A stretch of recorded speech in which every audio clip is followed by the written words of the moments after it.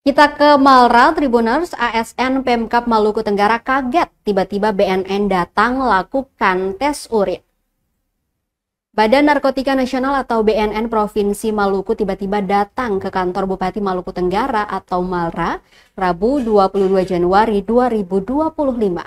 Mereka datang di tengah berlangsungnya kegiatan ekspos laporan akuntabilitas instansi pemerintah atau LAKIP Kabupaten Maluku Tenggara di Aula Kantor Bupati.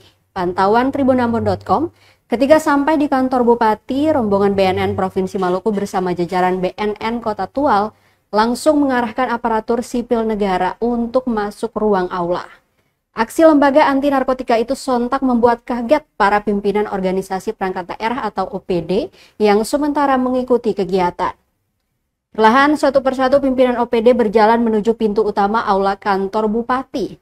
Tampak PLT Sekda Malra, Nurjanah Yunus juga mengikuti arahan tersebut.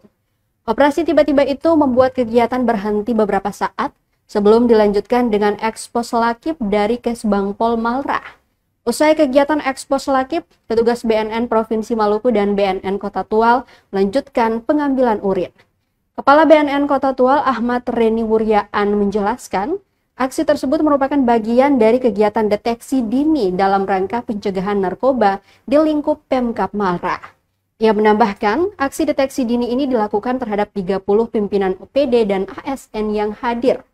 Hasilnya bakal diumumkan setelah berkoordinasi dengan pimpinan BNN Pusat.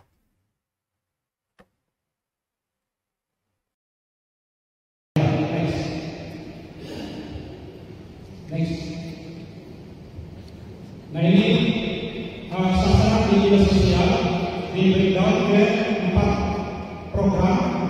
Yang pertama, persentase penduduk program pemberdayaan sosial. Download Tribun X sekarang, menghadirkan lokal menjadi Indonesia.